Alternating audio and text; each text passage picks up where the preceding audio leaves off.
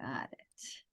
What a pleasure to have Lenore Skenazy on the podcast today to talk about a variety of topics, but mostly how to give our children the freedom and responsibility that many of us enjoyed as children before structure and surveillance came to dominate American childhood.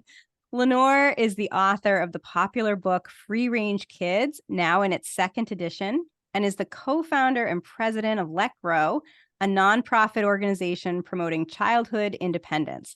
She is also a frequent contributor to Reason magazine. Lenore Skenazy, welcome to the Liberated Podcast. It's great to be liberated. Happy to be here, Carrie. It's great to have you here. So I want to start at the beginning, sort of what launched your role and your important influence in the childhood independence movement and kind of helped many of us recognize how dramatically childhood had changed in just a few decades. You were a reporter and a columnist at the New York Sun back in 2008 and wrote what became a viral article entitled Why I Let My 9-Year-Old Ride the Subway Alone. So tell us a little bit about that article and then the aftermath of that article. What happened after? So the article was prompted by, guess what? Letting my 9-year-old ride the subway alone. And that was prompted by having our 9-year-old pestering me and my husband to please take him someplace he'd never been before and let him find his own way home by subway here in New York City, where we live.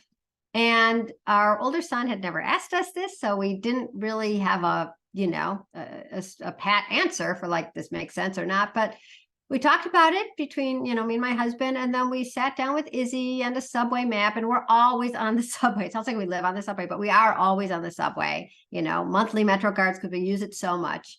And that's how we get around. And so it was as normal to ask to take the subway alone as I think in the suburbs as it would have been if our son Izzy had been asking to ride his bike to, get a Slurpee or whatever. So we decided, yes, he speaks the language, he can read a map, he knows the subway system, it was going to be a Sunday. So I took him to Bloomingdale's, fancy schmancy department store where I don't shop, despite what you might think. And I left him in the handbag department, which is right above the subway entrance. And sure enough, he had to take it downtown for, 10 or 15 minutes, if that. And then he had to take a bus across town to get to our apartment. But when he did, he was levitating. He had done it. He had proven himself like a big kid or even an adult in the real world. He could do something on his own, and we were proud and he was proud. And I didn't write about it immediately because it didn't strike me as a story. It was just, part of life. Like, would you write about your kid making scrambled eggs? No. But like a month and a half later, when I had no topics and a column deadline looming, I asked my editor, can I write about Izzy taking the subway alone? She said yes. Sounded like a nice local story, as I recall. And so the story ran, and 2 days later, I was on the Today Show, MSNBC, Fox News, and NPR, defending myself. And because people seemed to assume that if I let my kid do something alone, especially in the big city, I must not care if he lived or died, I decided I would start a blog that weekend, which I did, and I called it Free Range Kids. And my goal was to explain that I love safety. You can love safety and love your children and still love the idea of them doing some things on their own without you there because you're a parent and you're not the Secret Service. And at some point, you start to recognize that they are liberated, autonomous individuals, and you got to take a step back so that they can step up. Yeah, and I think one of the insights, certainly that I took away from your book, Free Range Kids, which sort of evolved from your blog. Yeah. Normally I have a copy to show, but was that we, in some ways, we can be doing more harm to our children by helicopter parenting and being, again, overly structured with them and having them in a state of constant surveillance and supervision. And so they aren't able to develop that kind of resilience and independence and autonomy that's so crucial for them to become kind of fully human and, fully competent, confident adults.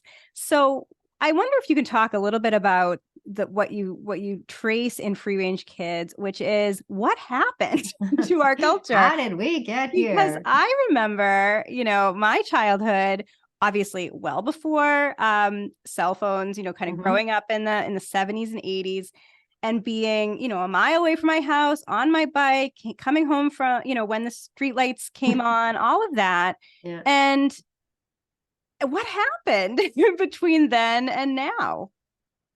Yeah, a bunch of things, and I'll whip us through them. And I keep looking up here because I think that's better for eye contact. But if I can look here and talk directly to you, I like that better. There goes my free range husband off to the pool. I hope he comes home. Can I just look at you here? Absolutely, yes. Okay, so in the book, I talk about what I think are the 4 reasons that we are so much more concerned and sort of hands-on and a surveillance culture now than our parents were with us. And the first is simply, the media. Everybody blames the media because the media is to blame. The media discovered, with some horrible tragedies at the end of the 70s and the 80s, there was Eitan Pates, who was kidnapped here in New York City from a bus stop in 1979. And then Adam Walsh, who was taken from near a Sears in Florida in 1982. And these 2 stories proved, this is a weird word, but popular with the press. They became, there really hadn't been a stranger abduction story that had caught fire the way these 2 particular stories did. And in particular, the Adam Walsh kidnapping was made into a miniseries on television on I don't remember what station, but it broke all ratings records. And of course, the suits at the television networks notice when something goes whoosh, right? Because the more eyeballs you can get to any story or any show, the more you can charge for advertising.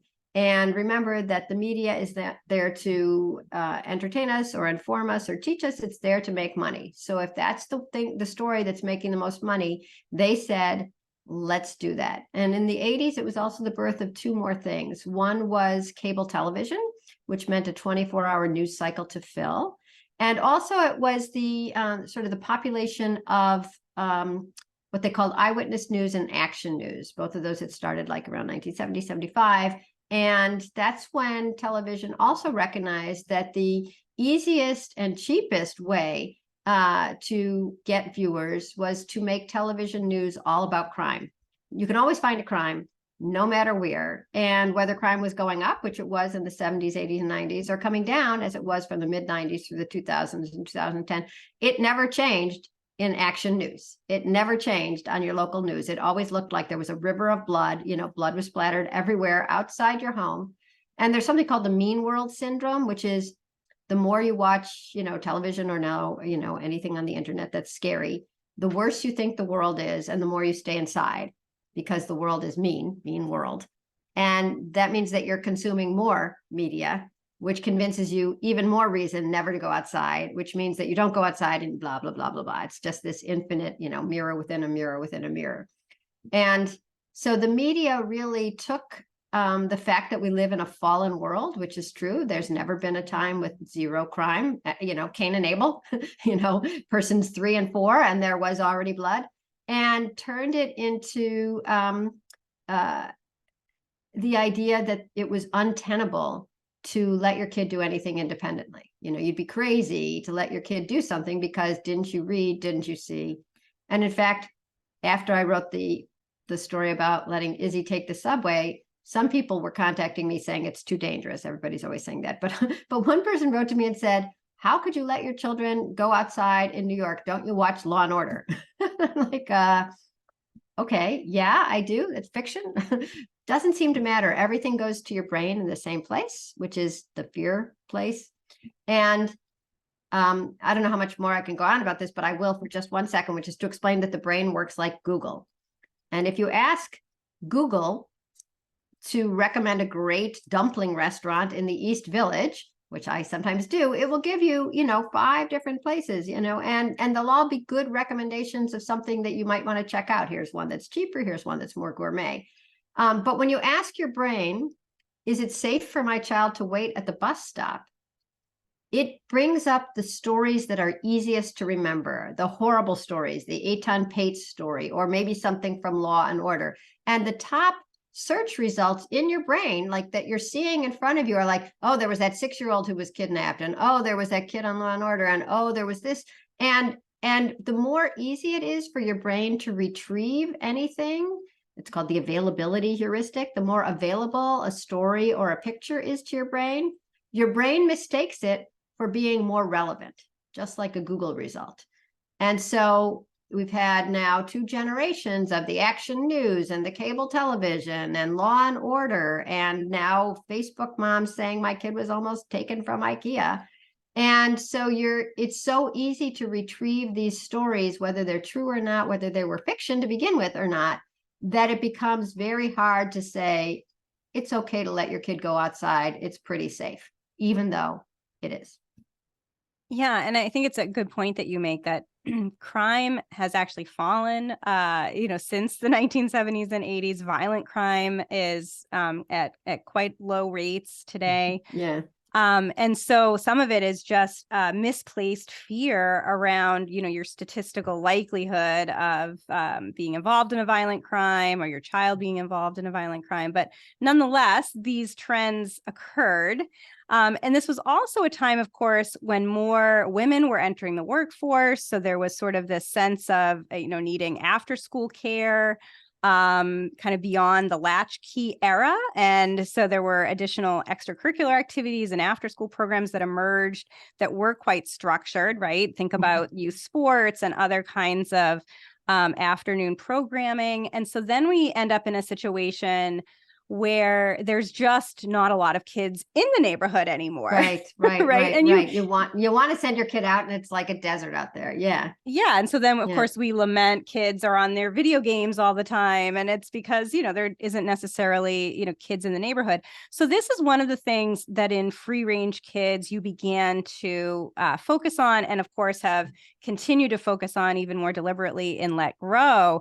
But it was in free range kids, it was sort of advice for parents of how to reclaim that childhood independence that we enjoyed. So I wonder if you can share a little bit about how you were sort of coaching parents to embrace childhood freedom. So, how to coach them? I actually did a show where I coached parents. I'm trying to think, that's not what she's asking about. I did a show, you can find it on YouTube, called World's Worst Mom, where I was sent to the homes of 13 very, very anxious, overprotective families, 1 a week for 13 weeks. And basically I would sit with the parents and they would tell me all the things that they were scared of and why they couldn't possibly let their kid play outside, walk to school, ride a bike, go on an overnight, or even like feed themselves sometimes. I mean, very, very anxious parents. And then basically we would put them in a room or give them something to do. And then I would give their kids, anywhere from ages like 8 till 17, something independent to do. And once they did it and they came back, once they actually were allowed to go to the store, because I had the parents at a spa or a nice lunch, or sitting with me on the couch and having coffee, and off the kids went to climb a tree, to run an errand, to draw with chalk on the front, on the driveway, things that some parents were afraid of. When the kid comes back and they're flushed and they're excited and they're happy, that would change the parents. And with the television show, we did it 4 times. And sometimes by the 3rd one, they're like, oh, that's fine. They can go. I'm like, we need you to be a little nervous. It's like, no, they'll be fine. It's like, you were the one who wouldn't let her go to the bottom 1/3 of your driveway because you were so sure that a van would come up. They wouldn't come up to the top 2/3, but the bottom 1/3 was too close to the street and you couldn't let your kid jump rope. And it's like, well, obviously it's fine. I mean, it is amazing to me how swiftly and conclusively parents change once they give their kids some independence. However, they won't. So the thing that you need to have happen to change the parent is something they're not willing to do, right? Once they saw their kid come back from the errand holding the bread or the juice or whatever, then it changes the parent and it changes the kid. And we have a lot of evidence of this. So how do you get the cart to go before the horse that first time? So that's what Let Grow, that's what our big initiative is within schools. We have 2 initiatives, but one of the biggest, one of the 2, is to have students go home with a homework assignment. And I don't care if you're a micro school or the biggest, most rigid urban school in America, right? With bells for every 5 minutes, doesn't matter what kind of school you're in. If the homework assignment says, go home and do something new on your own with your parents' permission, but without your parents, that's the only thing I've seen that gets the parents to stand back and go, what can we do? It's an assignment, or this is supposedly good, or I've heard about it from somebody else, or the teacher is saying you have to do it. That gets the parents to sign off, and they talk with their kid about it. It's like, no, you can't go there, that, not at night, or you can go with a friend, or you can only go this far, whatever it is. There's a negotiation that occurs. But as it turns out, even very anxious kids, and there are a lot of anxious kids out there today, have something that they want to do on their own. They would love to go get an ice cream, or get their hair cut, or walk the dog, or go to a friend's house. And there was a University of Michigan poll survey that came out just a month or two ago that showed that parents want their kids to be doing these things, but they can't. They simply can't let go. And so the shocking statistics to me were that the majority of parents of kids age 9 to 11, which is sort of Tom Sawyer age, won't let their kids go to the park with a friend or walk to a friend's house. And 50% of them won't let their kid go to another aisle in the store while they're shopping together. Like, you can't go get peas while I'm in the banana section. They're just, they literally can't let go. So the Let Grow project, or the Let Grow experience, which is a bunch of projects over the course of a year, is the only thing I've seen that actually gets the parents to step back and hold their breath and be nervous, whatever it is, while the kid goes out. And then when the kid comes back, it's a new ball game. And it's, what can I say? It's free, it's fast, and it's fun. The kids have a great time doing something. And if something goes wrong, parents are always like, oh, what if something goes wrong? It's like, you better hope something goes wrong, because when something goes wrong, it's even better. They get lost, and then they found their way back. I mean, you probably have a story from your own childhood of something going wrong. Do you have something like that? Like where like something got screwed up, or you screwed up and then it ended up okay? Do you have any stories like that? Yeah, I mean, I think I remember like falling down, getting the wind knocked out of me, a few streets away, but being okay and pulling myself back up, and it being fine, right? And that's what sort of builds that confidence and that resilience to tackle adversity later in life too. And I think that's really the message I took away from Free Range Kids, right? That was sort of direct to parents of like, this is a problem. Let's remember your own childhood, what's changed, why it's changed, and, give yourself permission as a parent to allow your kids to have more freedom, even if it feels uncomfortable to you at this point. And then what you did with Let Grow in creating and helping, to lead that organization is realize that you had to go beyond the individual parent level to sort of cultural change, right? Because it is this cultural moment when kids are typically not outside the way they were a generation ago, and that it will take sort of those partnerships with local public schools or other community-based organizations to change the culture, to make it acceptable again to have kids out and about without their parents. Which helps the parents, obviously, to embrace this, but also the shopkeepers and the others in the community, like to feel comfortable with unaccompanied minors coming into their store to buy the candy bars that, again, you and I probably did all the time. And that's many changed. Candy bars, yes. So, in those early initiatives that you undertook with Let Grow, you did partner, and you continue to partner with traditional public schools and public school districts, and a variety of different efforts. You mentioned sort of these homework assignments that everyone in a specific grade or class would have. And so thered be this sort of pressure for a homework assignment that you wanted to complete successfully as a parent with their children. And that led to some great results. And you also had sort of the after school play clubs. Can you talk a little bit about that too? Yeah. So that's the other big initiative that Let Grow has proposed. And all of our materials, our implementation guides, everything that we do, except for having me speak, is free. So if you just go to letgrow.org, you can find all these materials, whether it's for an individual parent or a school or anybody else. So the Let Grow Play Club was the idea, the brainchild of Peter Gray. And I know we both love and venerate Peter Gray, who is a professor of psychology from Boston College, who has spent most of his professional research life looking into the real fundamental importance of mixed age free play. And by free play, we don't mean Little League or basketball league. There's wonderful things that kids can learn in all these after school programs that are run by adults, and they'll learn how to, throw a free throw better, and they'll learn how to hit the ball better. They may learn some wonderful soccer moves, but they won't learn how to organize their own teams, how to decide if the ball was in or out, what to do with Jeremy's little brother who is tagging along. And unless we stop him crying, Jeremy has to take him home, and then we have the wrong number of people on the team. So all the give and take that comes from getting to the fun is generally out of the picture when an adult is organizing the activity, because they're ready to optimize it. It's like, you guys are taking forever, here, you're going to play Red Rover. These are the teams, go.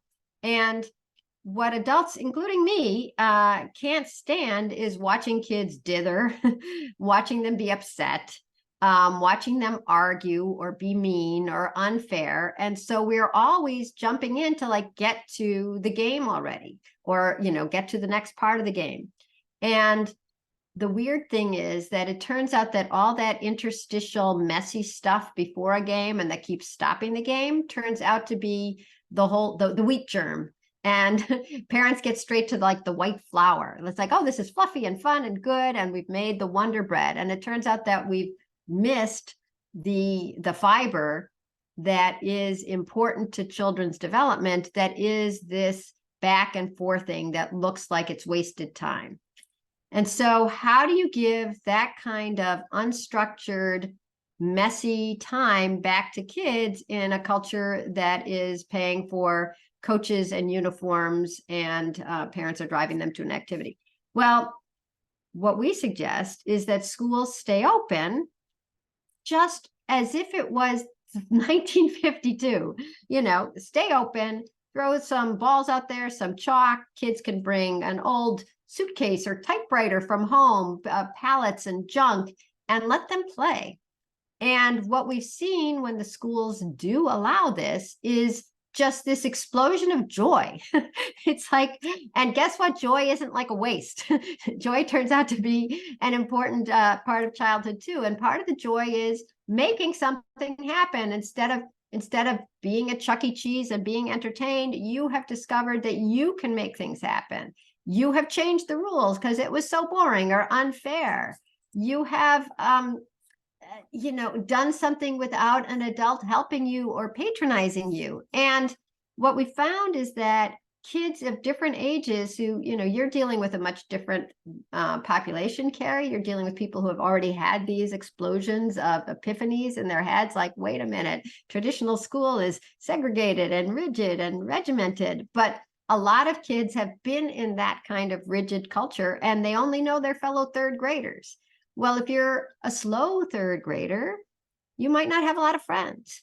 But if you're out there with the kids K through 5 and you're giving all the Ks a piggyback ride, then you come to school the next day and it's like, there's K, I want a piggyback ride today, right? So that's changing. What if you're, so sophisticated, you're the Oscar Wilde of third grade? Well, now you have some fifth graders to hang out with. And so we found that in the schools with a play club, kids are making friends, new friends that they didn't have before, friends of different ages.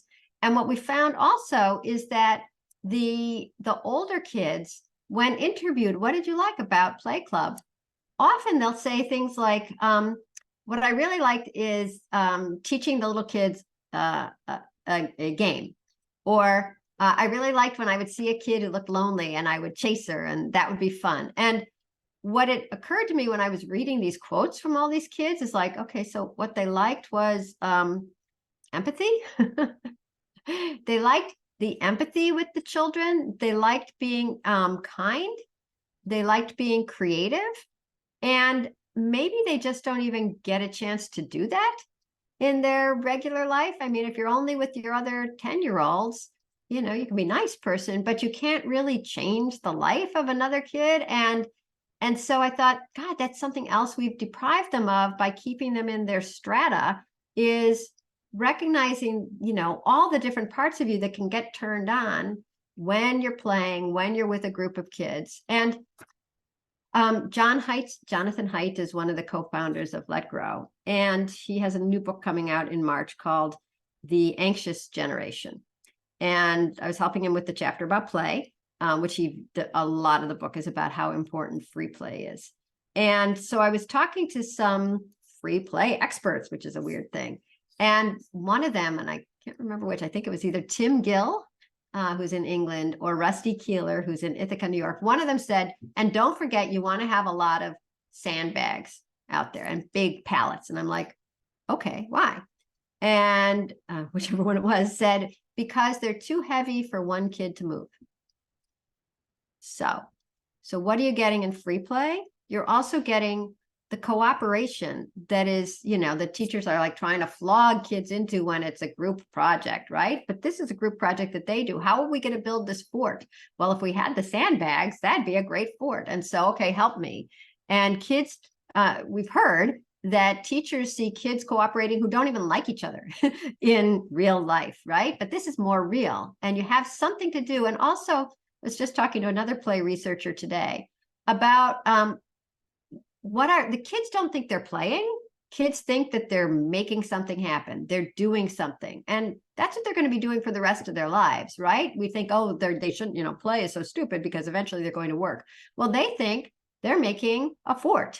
They don't think they're going to have to defend themselves in it, but they're not just goofing around. They are purposeful. They're cooperating, and they have a vision, and that's executive function, because, well, if we put the fort there in front of the door, then we have to take it down before we all go back in. So many of the social, emotional, and almost rational and self-actualizing skills that we want kids to build, that some schools are trying to teach kids through morning exercises in breathing and mindfulness and whatever, happen automatically once you give kids the autonomy and time. You need a big swath of time to make something happen. So to make it palatable to both the school and to parents, there is an adult there. I always say they're crouching in the corner with an EpiPen, but they're not supposed to organize the activities. They don't provide suggestions. They don't solve the arguments. They're there like a lifeguard at the beach. And otherwise, the kids are in like a child life preserve. It's just like the wildlife preserve where the animals go about as if they're, as if modernity hadn't happened. Same with the after school play club. And once again, all our materials are online. And there's two rules for a play club, which is that you can't deliberately hurt somebody, physically hurt somebody, and you can't leave without telling an adult so that they're not going crazy looking for you. That's it. And the parents sign a little thing that says, I recognize my child will not be happy every single second of play club, because that's an unrealistic desire too, right? I mean, that just doesn't happen ever in anything. And why should we expect that from their activities? Oh, I just love it. I love this whole initiative and seeing how it's evolved over time. You had been focusing mostly on traditional schools and school districts for the earlier part of Let Grow's existence. And now you're broadening to more alternative education spaces, microschools, and homeschooling collaboratives. Let Grow was one of the winners of the 2023 Ed Prize by State Policy Network. Thank you. That was also focused on expanding some of these tools and resources to more alternative education environments. And you said, maybe some of these microschools and homeschooling collaborators have already discovered the secret of mixed stage play and a little bit more, freedom and autonomy, but there's still so much benefit for these spaces to gravitate to some of Let Grow's resources. I wonder if you can talk a little bit about that new market. Yeah. Well, our market is pretty vast. It's every child in America. So whatever educational place they're going, or however they're pursuing it, or their parents are pursuing it, we think this would help all of them. It's interesting. We've spoken at a lot of Montessori schools, and in Montessori, the kids are using real real glasses that could actually break, and they're making actual tea with hot water. But then often they go home and it's back to, plastic and let me do that for you. Not because parents are horrible helicoptering harpies, but because we live in this culture that we were just talking about. It has changed over the past 2 generations to one that trusts kids to do things on their own, to one that thinks that anytime a kid does anything by themselves, they're going to be in danger of what? They're going to be in, physical danger, emotional danger. They might get hurt. They're going to be in educational danger. What if they're wasting their time just, playing in the mud when I could have them in after school chess? So no one in America is living completely outside the culture. It's like when you're a fish in water, you're not on land. And so really all of Let Grow's initiatives work for any parent who is trying to be able to just take a step back and go, wait a minute, what kind of bill of goods was I sold by, a culture just so invested in fear, so eager to sell me something that's run by an adult, or that's, some product or some service that I have to pay for. There's a real belief that the more structured and almost the more professional something is, the better it is for our kids. And I think that, micro schoolers and homeschoolers are a little more skeptical than most, but if they're living in America, they're in the stew. And so this is just an easy way to take a step back. And especially if you are in a micro school or if you're in a homeschool association, you can all do this together. And it's so much easier if you're not the only parent sending your kid to do something new. And also the kids like it better if they're doing something together. So there's no reason you shouldn't send 2 kids together to the park or wherever they want to go. So whatever education system that you've decided is best for your kid, there's also always the flip side of plain old independence and free play. And that mixes in no matter what your kid is spending the rest of their day doing. Yeah, and I would say that many of the micro schools and similar learning models that I'm familiar with and the founders that I interview are embracing, project-based learning and experiential learning. And so it seems like the Let Grow resources and projects would be a perfect complement to that. And so I just think it's a natural fit. So I'm so glad that you're offering these resources to every child in America, including those Right. in some of these newer, more decentralized educational environments.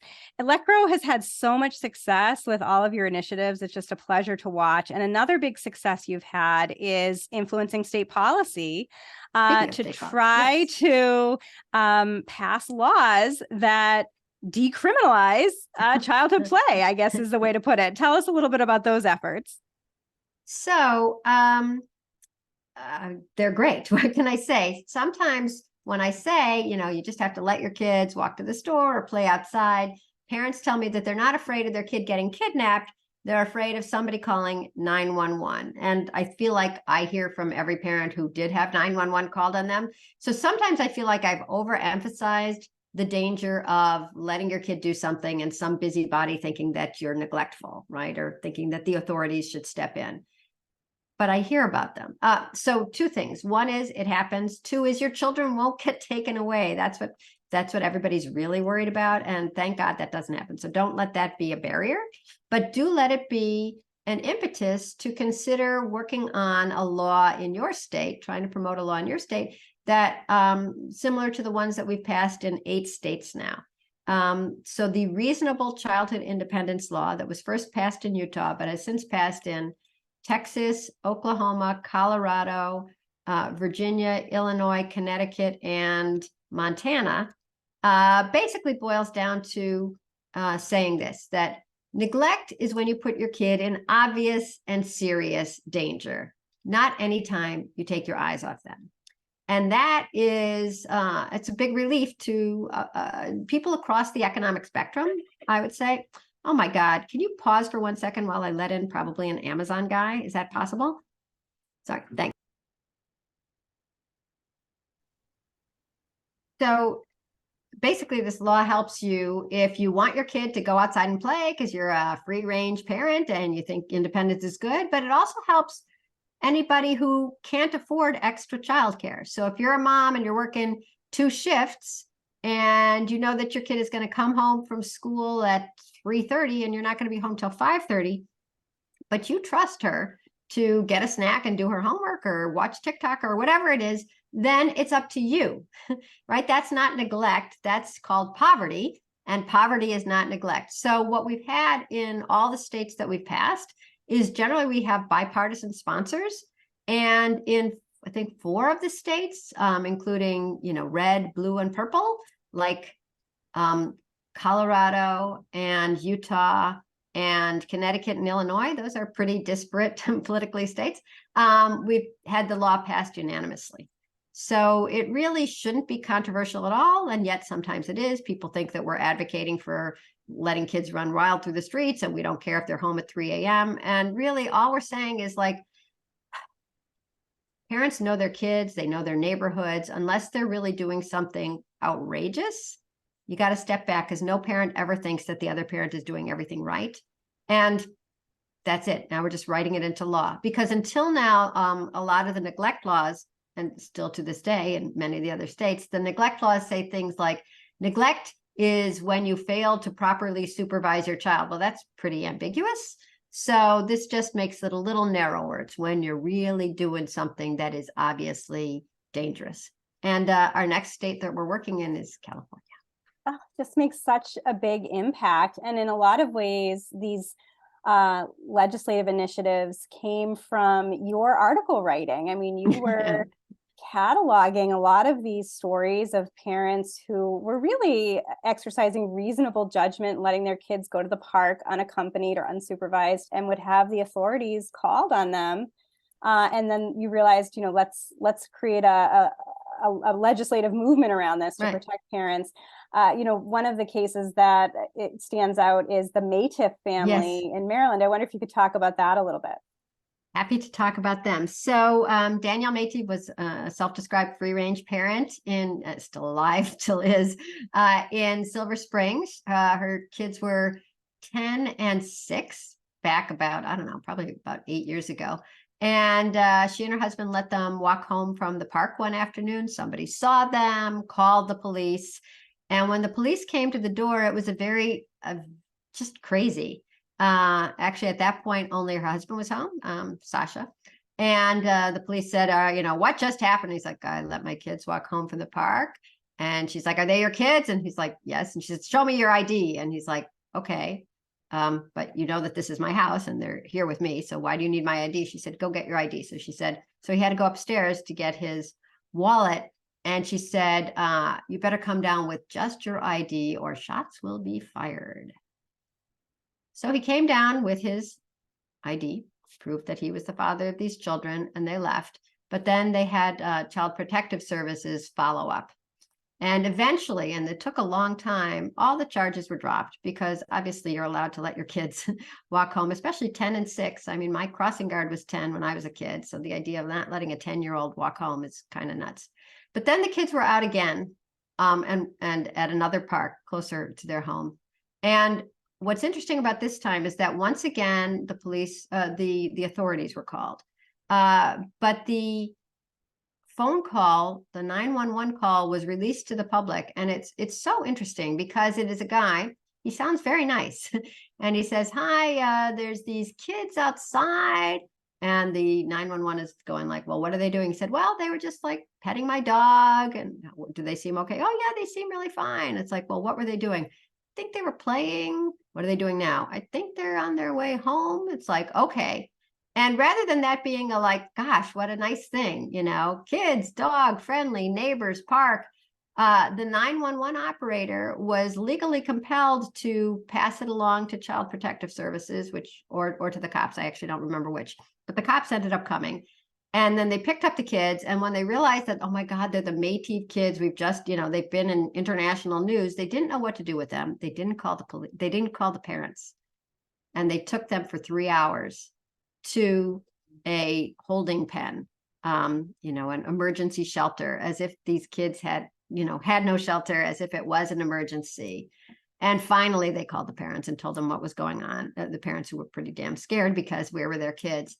And eventually this was dropped as well. But I don't know if this is what led Danielle, the mom, to do it. But at some point, she just got so fed up with the whole system that's out there that now she became a micro schooler.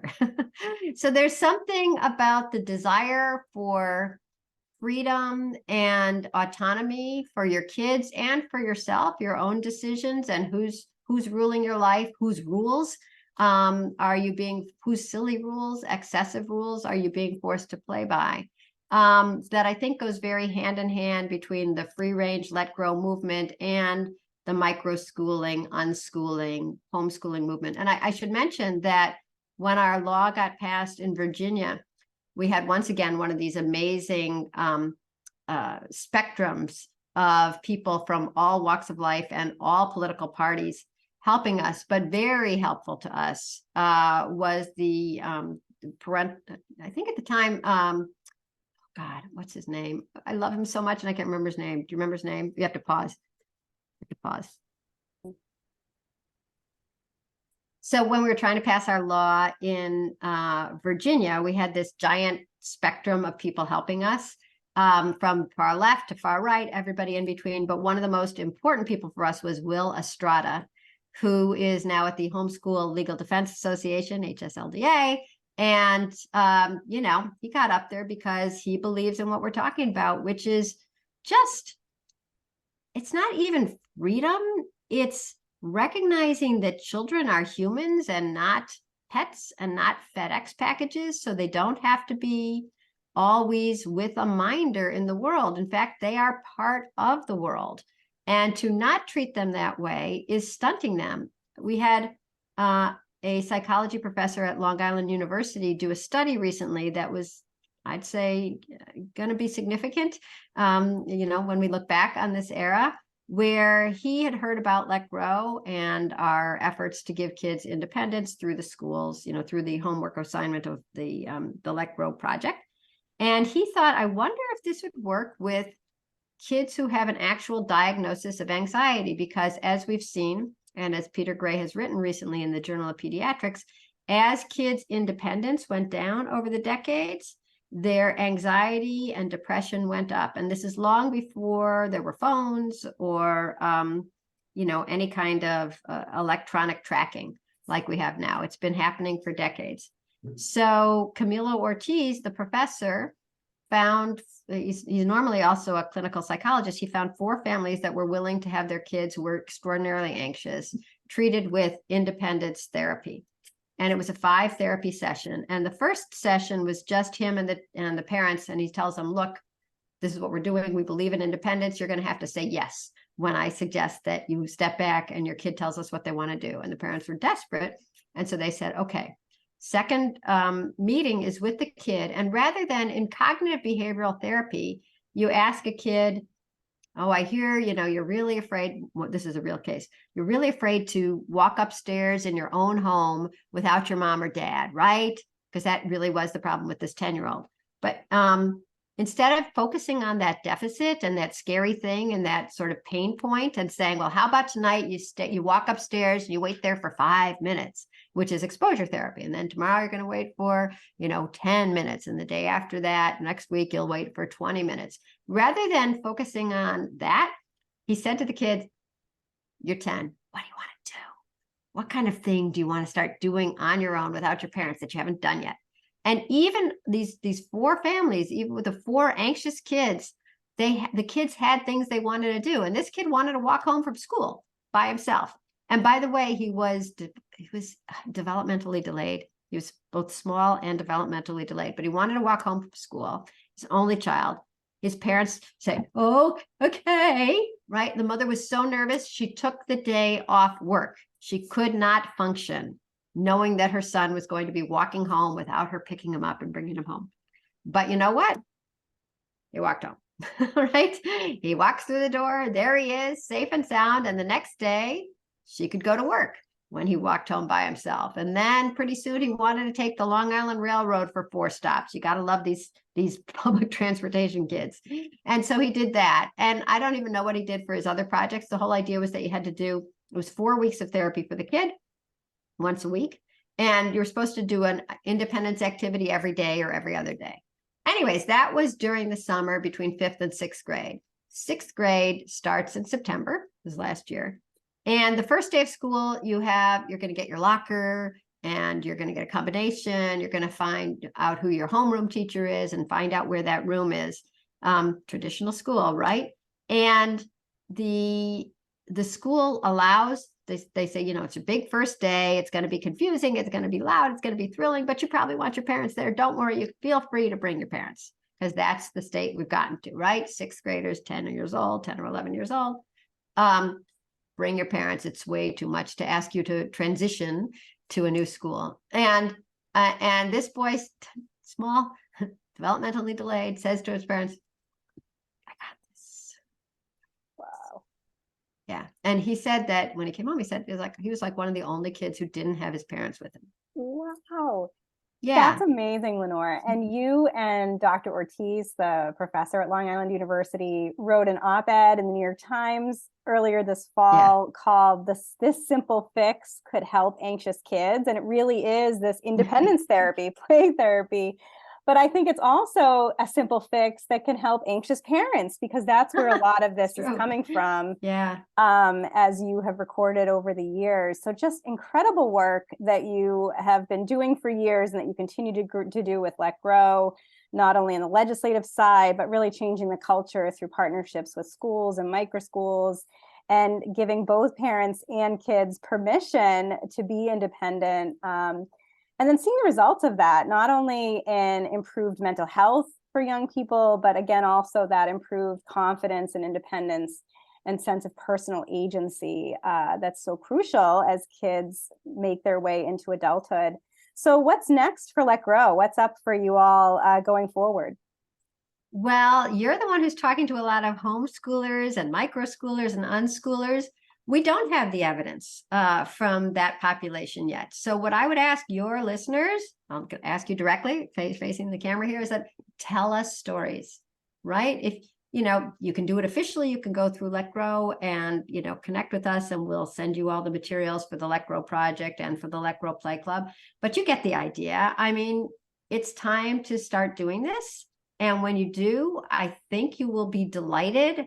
Not just because you've done it and it's a big step, but because you're so proud of your kid. I mean, that's what kills me. Our culture in, caring about kids, we care so much that not only are we smothering them, we're keeping parents from enjoying parenthood, because we're taking away the biggest reward, which is the fun of seeing them do something on their own. I remember, when you hear, after your kid's been on a sleepover at someone else's house and the mom calls up and says, oh, Henry was so sweet and he put his dishes in the sink, you go, wait, no, my Henry has curly hair. It's like, no, you're Henry. He put the dishes in the sink. It's like, wow. And then it's like, look at this. So he's been noticing things. He's been ready to do more things on his own. And he just sort of needed a new environment, a new opportunity to show himself who he is and to show you. And parents are hardwired to love that almost more than the protecting, because you're protecting them so that one day they will be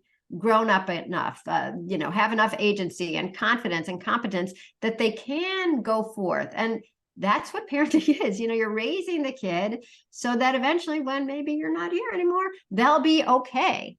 And until you get that hit of like, oh my God, this is what my kid can do without me here, you're deprived of that oxygen and that joy, the oxygen that allows you to keep parenting without being so sad and depressed and nervous. So you will enjoy it as much as your kid when you start letting them do more on their own. And I want to hear your stories. And if you're willing to send a photo, I want to see your photos. If you're making a video, I want to see those videos, because you can't spread a movement until people see, oh my God, that's somebody just like me, and they did it. So be those avatars, be those pioneers, and share it with me, and I'll share it with the world. I love that, and really show that both parenthood and childhood can and should be more joyful. So if my listeners and viewers want to send you things, Lenore, want to connect with Let Grow, what is the best way for them to do that? Well, if you're contacting me directly, I'm Lenore, like the little thing at the bottom here. I'm Lenore at letgrow.org. It's not let it grow. It's not let it go. It's let grow. It's awkward, but that's who we are. And also, if you just want information, we're always happy to, info@letgrow.org also gets you there. You can find us on Twitter @letgrow.org. We're on Facebook. Guess what? Letgrow.org. If you want to take over our Instagram handle, do. Oh my God, we're doing nothing on Instagram yet. I'm just terrible at that. So eventually we'll have somebody professional doing that. But in the meantime, it's just fallow. So go to us on Twitter or go to us on Facebook or just write to us because Instagram's going to get you nowhere. It's letgrow.org. And Lenore Skenazy, thank you so much for being on the Liberated podcast. Thank you for letting me help liberate. And Carrie, you've been a shining light for a lot of us for a long time too. I've heard about you for so long and known you for pretty long at this point too. So a pleasure.